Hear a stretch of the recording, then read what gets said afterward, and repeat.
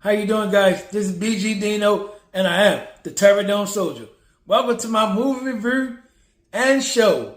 Today's movie is going to be 28 years later, The Bone Temple, which pretty much is a sequel to 28 years later.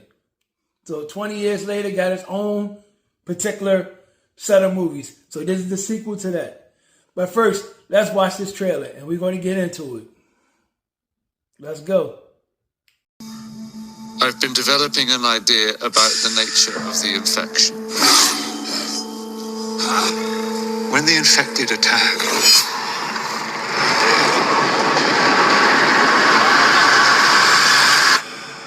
what do they see?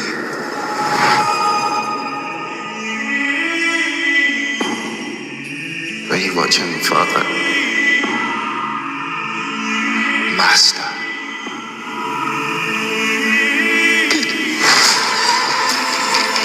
We travel the land.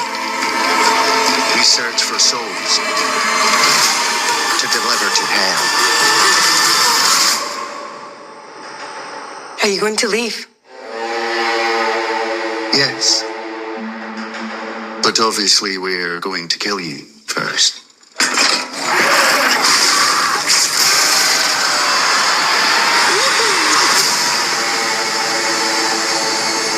I haven't feared my life ending for many years.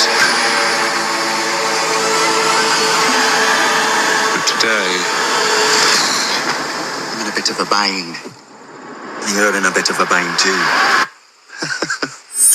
I did feel fear.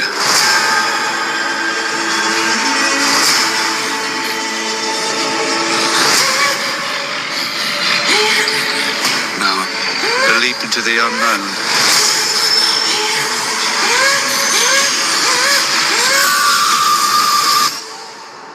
Okay, let's turn this up to 11.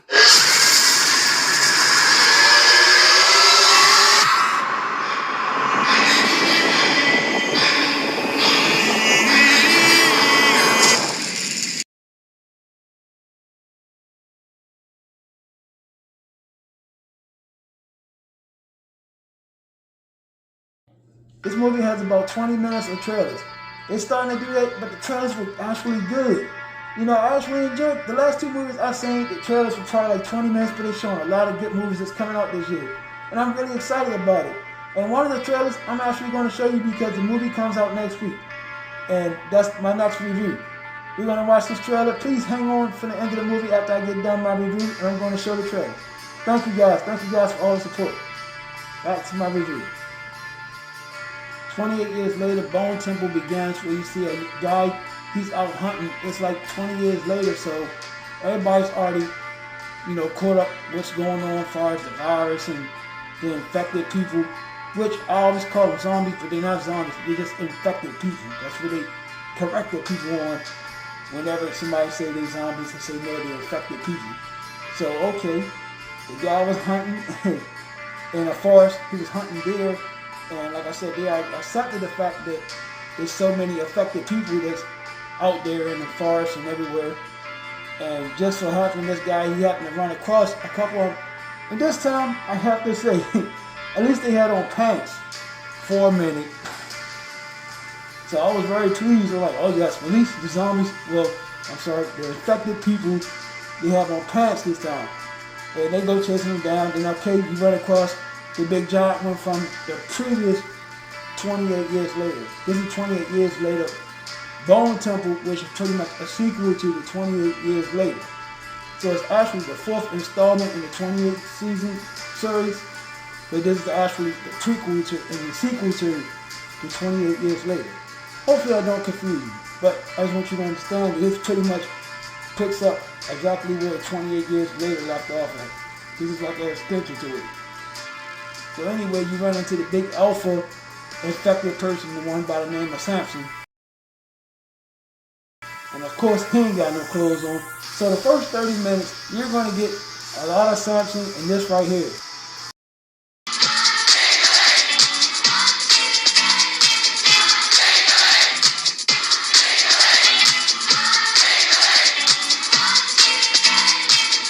So you're going to see this video a whole lot.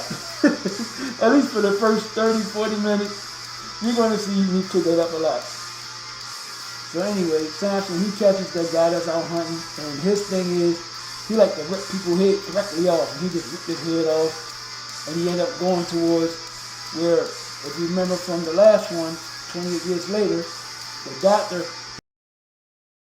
he always had some kind of communication with Samson, the big alpha giant infected person. You know, the doctor who created all these bone temples. His bone temples is more like a memorial for the dead, whether they're infected or they're regular. He respects all of them. He uses their bones to create a temple. So it's pretty much like a graveyard. He explains that on the movie. So once Samson meets up with the doctor, you know, he shoots his daughter at Samson, and it always took Samson on like a trance. So he can't really do nothing. He's more like just out of it. The doctor, he conversates with him. The doctor's trying to figure out a way to bring them back to cure the infection, because he believes that they can come back just because they're infected, no matter how long they've been infected. He believes that he can bring them back. So then it cuts away to that crew, that fake Power Rangers, the Jimmy crew / cult. See, on the last 28 years later, it showed the beginning where this church was getting attacked by the infected people, and the little boy he hid.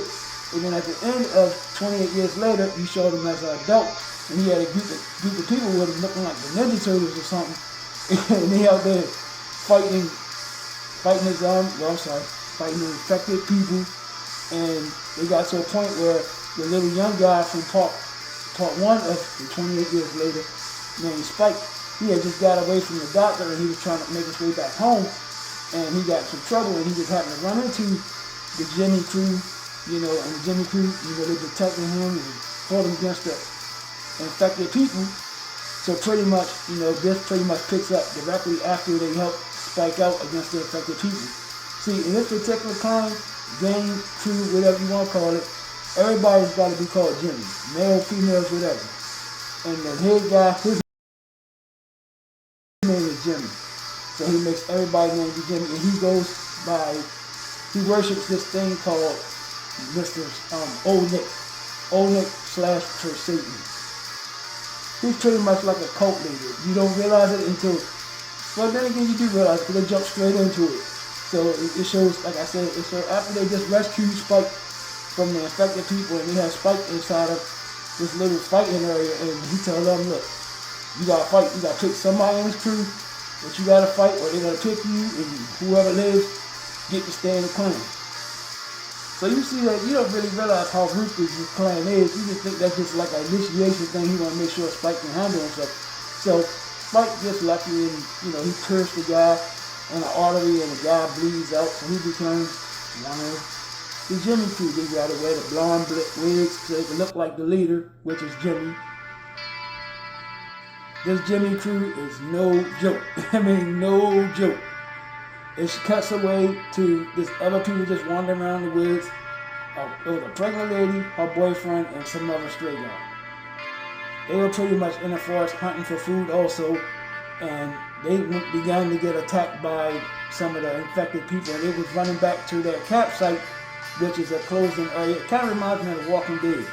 He had an enclosed campsite. It was only maybe about 5, 6, 7 people lived there. So as they went in, they got to the gate, they came back into the house. One of their people got caught. The guy that was with them, he actually got infected by one of the infected people.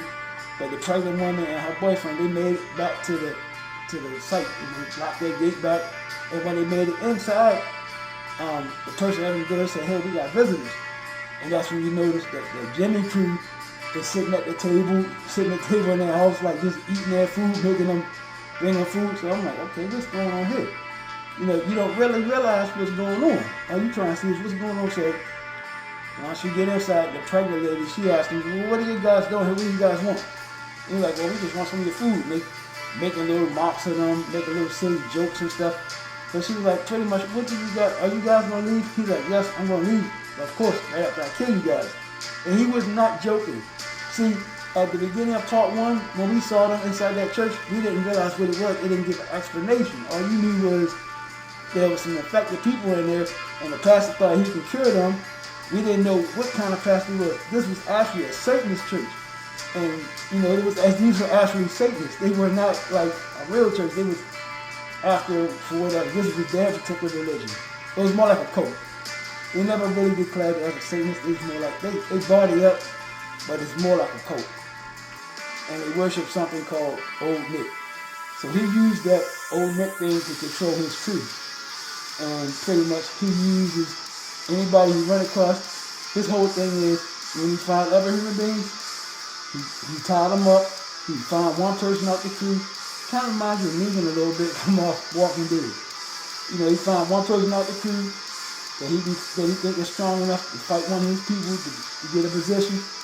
And pretty much everybody else, he skins them alive. He skins them alive. They had a torture scene that lasts for like 15 minutes. The torture scene was so long that they showed it, and they didn't cut away from it either. It was 2 men, a man, 2 men, and a female. He did not kill. The pregnant lady, she escaped some kind of way. They didn't know where she went at. But meanwhile, the new recruit they got, the little young boy named Spike, the one they call now Jimmy, like I said, he got a position because he killed the other guy, so he took his position.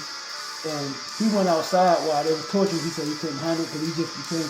So they didn't really have a problem with him going outside. He didn't really have to participate because he already got his stripes according to the leader. So they had the one guy they didn't skin him because they wanted him to challenge somebody. And they told her, "Hey, challenge somebody, and whoever you challenge, you'll take their position if you beat them." So of course he's gonna find somebody who think is weak. It was a female one. She intentionally made herself look weak because she knew he was going to choose her. So when he chose her, she was actually one of the stronger ones, one of the craziest ones. And while she was about to destroy him, she said she was going to torture him slowly. She said, "You should have took one of the other ones because I'm going to play with you." They would have took you straight out. So this scene right there was wild. So I'm telling you right now, this movie right here does not cut away. It doesn't cut away a lot. So most times something happens, you're going to see it. I'm starting to appreciate movies that's doing that now. I'm not sure how they getting away with it, but I do like it. I gotta admit, I like it. I like the fact that they're not, pretending to do something, the camera cut off and it's done. No, they're pretty much showing stuff now. The last 2 movies I've seen that was horror, when there was something like that happening, they really showed it. So to make a long story short, the female that was going to fight the guy, like I said, she told him she was going to torture him. The pregnant female that ran off, they didn't know where she was at. She had a hook thing and she threw it and she actually killed the girl that was trying to beat up her boyfriend. And the boyfriend, he knew how to do certain things, so he had a propane tank and he set everybody on fire. And of course he died also. And maybe like 3 or 4 of their crew got killed. I can't tell you everything step by step. I'm just trying to give you an idea of what's going on. So then it cuts back to Samson. Jeez, I wish. Can they please put some pants on this man? Every time you run, all you see is.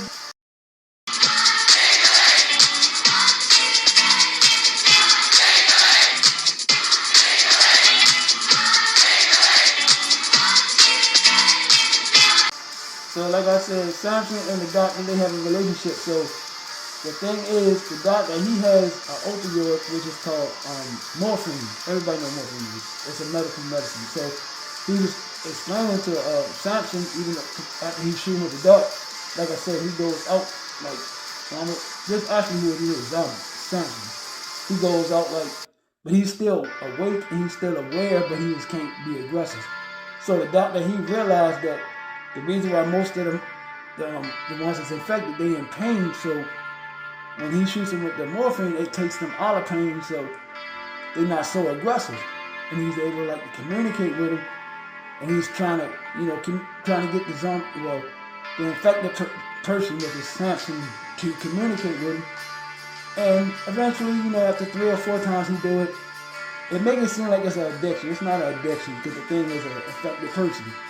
And the doctor also realized, he was explaining, like, I've actually seen these things kill, infected people kill all kinds of things, pets and babies and things like that, and none of them could possibly have done anything to you, so it has to be some kind of mental thing going on. So he discovered that some medications that's for psychosis, and he was testing it on Samson, because Samson's a big giant one, and believe it or not, it started to work. It started to work on Samson, and then it gets to a scene that was actually great. Everybody started clapping.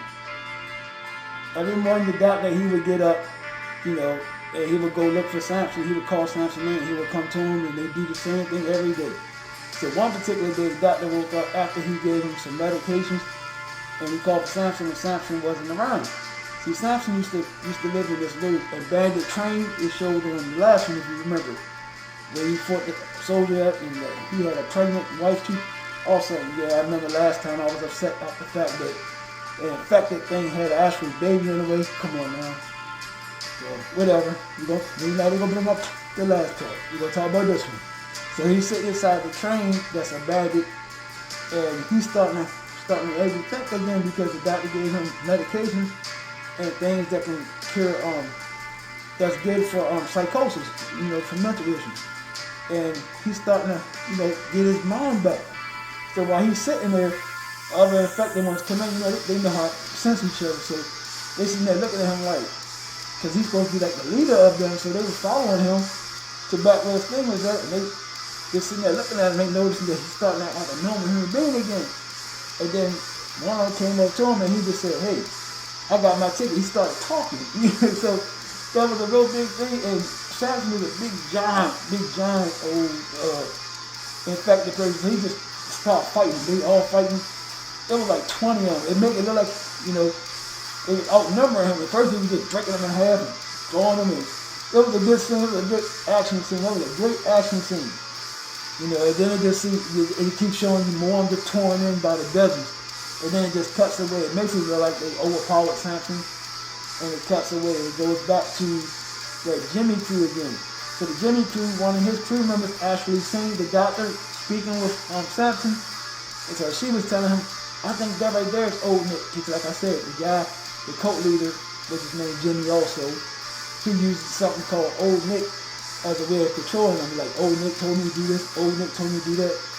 He was a cult leader. And that's the way he manipulated everybody to believe.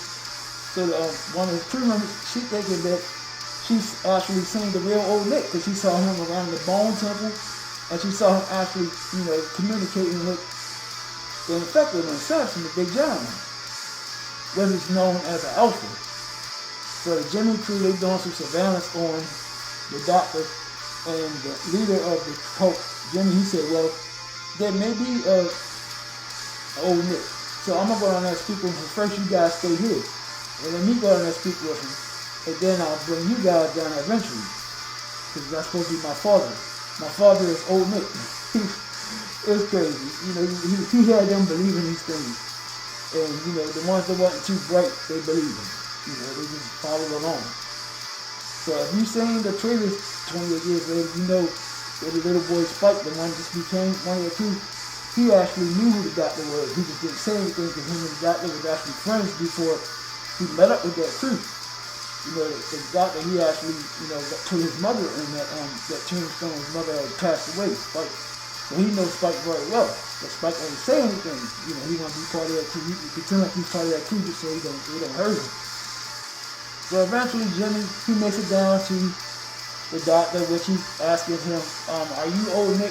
And the doctor like, I'm not no Old Nick, my name is Ian. I'm Dr. Ian. And he's like, you're not old Nick? And he's like, well, what's all these bones stuff? And he explained to him, well, this is more like a memorial.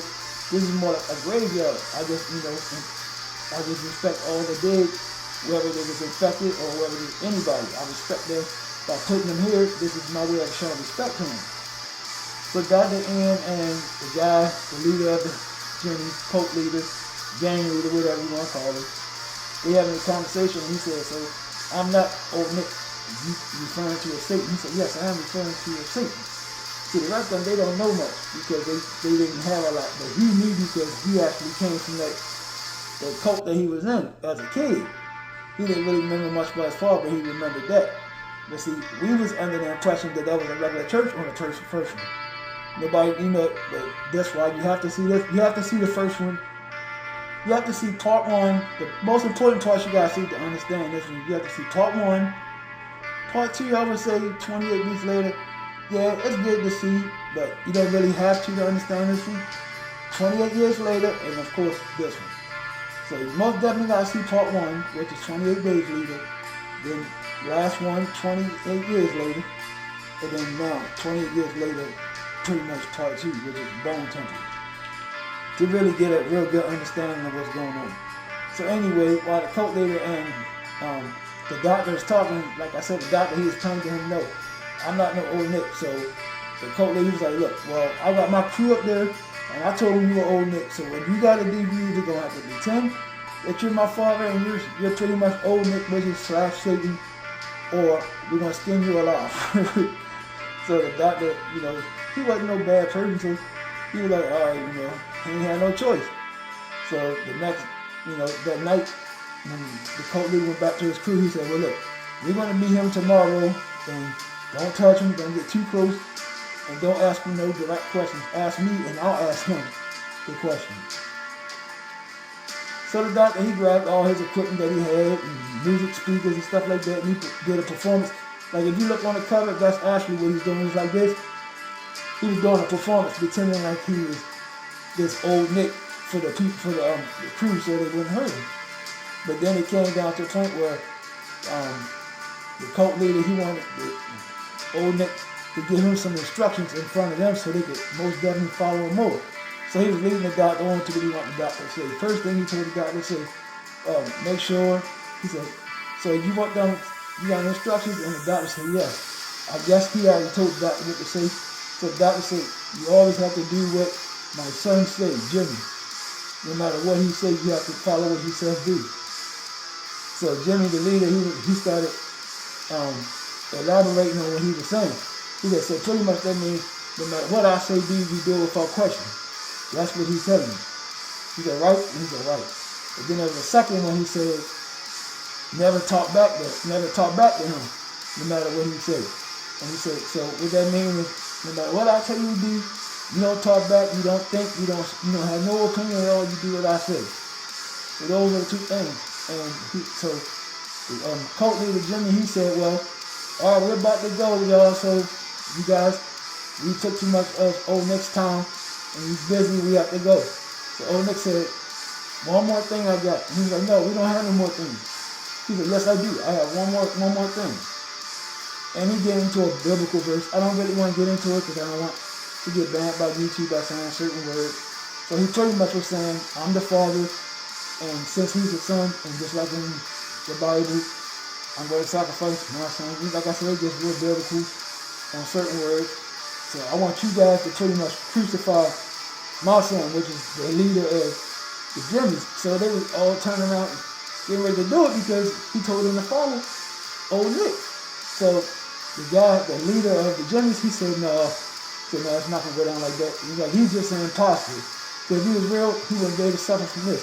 And then he stabbed the doctor in the stomach. Pretty much, the doctor was going down. And one of his crew, she was real close with the little boy Spike.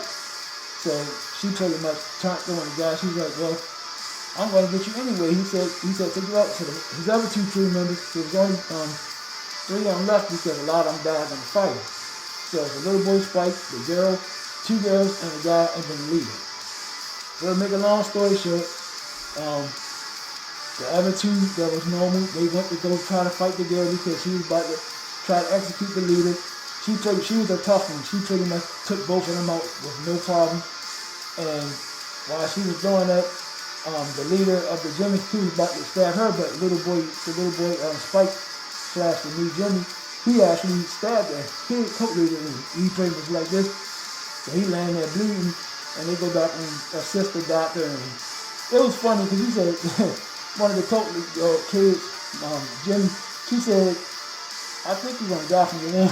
It was just funny the way it happened. It was hilarious. It had a lot of little small comedic scenes like that in it. So once the doctor died, she said, "Well, there's one thing we're gonna follow what old Nick said. We are going to crucify him." So they pretty much hung him up on an inverted cross, and they nailed him to the thing. You could hear him yelling, "Ah!" They didn't show the part of them down, but it cuts back to where you see him hanging upside down, inverted, and then you see Samson. He comes back out of nowhere, and he's like a normal human being now because of the medicine that the doctor gave him. Like I said, it completely cured him. He was able to talk, and he saw the doctor as he was dying, and he said, "Doctor, you saved me." And he actually looked at the guy upside down, inverted cross, and the guy, the leader, Jimmy, he looking around while he upside down, nailed it to the cross. He sees Samson come back, and Samson comes back, and you see Samson stomp him, pretty much killed him. So the girl and the little boy Spike, they pretty much just leave that area and go back to a normal town. They leave out the scene, and you think the movie's about to go off. Then it cuts away. It cuts back to the character Jim from part 1, and he has a little daughter. And everybody, when he did that, the crowd went crazy. It was like, ah! Because he's the guy from part 1. Him and his girlfriend Selena, they had a baby together. They didn't show Selena, but they showed the child, and she looked just like Selena. And they showed them inside of a cottage far away, and they just talking, having a conversation. Then all of a sudden they hear people yelling. So they're like, "What is that?" So they looked out the window. They saw some infected people and 2 people running. So they went out the door and go check. They had their weapons. And the 2 people they saw running was Spike and the girl. And they was running towards him, and the little daughter said, "We gonna help you?" He said, "Most definitely, we gonna help." And then it cuts off, and then it plays the original music that I'm playing here on this video, right here. This movie was good. I really appreciate this movie. The last one, I was really disappointed because it was nothing but a sausage fest, I swear. It was, it didn't make no sense to me at all. But now that I watched this, it pretty much was just a setup for this one right here. And I believe this could be the last one. And there's a couple of missing pieces, like the woman that was pregnant. She had ran off one time, and you never saw anything else about it. I don't know how important she can be, but I guess they can use her to make another part. Again, the fact that Samson, he's normal now, so they can use that to make another part. I'm not sure what's going to go from here. But just up the fact that they brought Jim back from the original one, that right there was refreshing enough. That right there, even if the movie was bad, once they showed that, they changed the whole directive of the movie. Especially if you're a fan of the 28 series, whether it's the 28 days, weeks, years, or the other years, and the Bone Temple, that right there was like the best thing you could see, because he was the survivor, he wasn't the sole survivor, it was Selena, and I forgot the other girl name. They were the 3 survivors from part 1. Or part 2, was 28 weeks later, so you never knew what happened with that. They didn't even show Jim's story anymore. They was on the story about the guy named Don. So my immediate reaction is,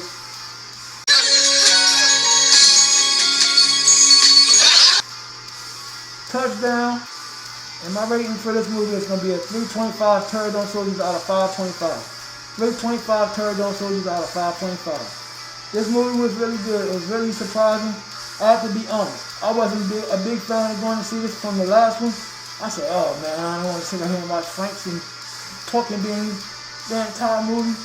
It was funny part actually when Samson started getting himself together. He actually wore something tied around him so you didn't have to see. You got at least 3 scenes like that. Next you know it will back off again. Here you go again with this.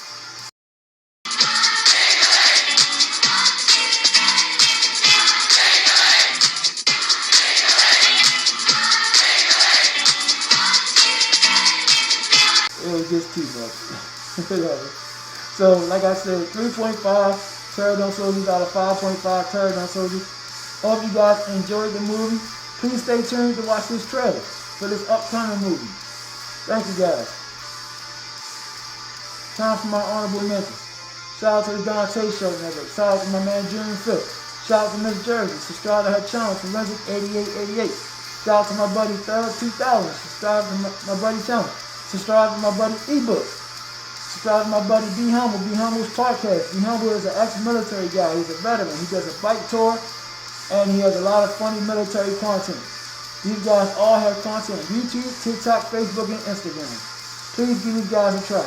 Thank you guys. This is BG Dino, the Terradome Soldier. Salute. Thank you guys. I love you guys. Thank you very much. And I appreciate all the support, guys, and please be safe.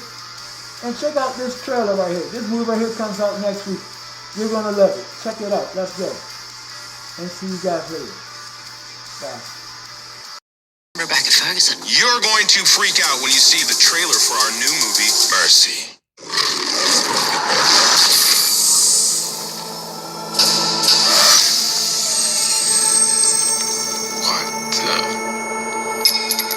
Get me out of this chair. Detective Raven, I'm Judge Maddox, and this is the Mercy Capital Court, a judicial system powered by artificial intelligence. Hold on, just wait a second. With crime rates soaring, lawmakers voted for mercy.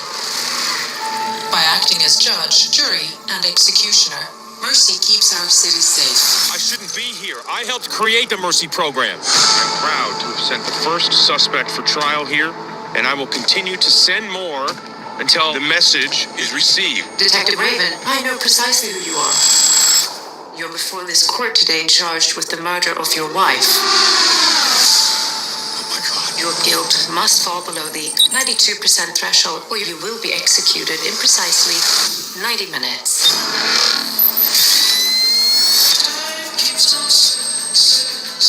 I loved my wife. I didn't hurt her.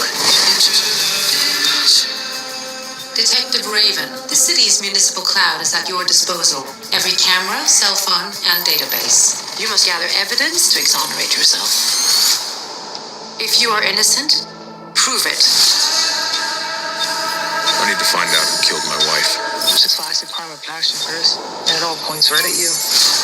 You don't get the Mercy trial unless you're guilty. I didn't hurt Mom, I swear to God. Show me everyone she had contact with. She was seeing someone.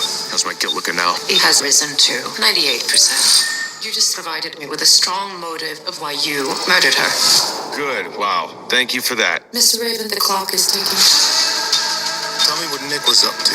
She was stressed about what? She said some chemical went missing. The estimated street value would be in excess of $16 million. Do you honestly think that I killed my wife? Or were you just programmed wrong? I need to walk the scene. No, I have something here. This is a terrorist's handbook. Get out. Get out of there. Mr. Raven, you're running out of time. Chris, what do you got of it? There's a bomb in that trunk. It's heading downtown. This was never about my wife. This was about me and you.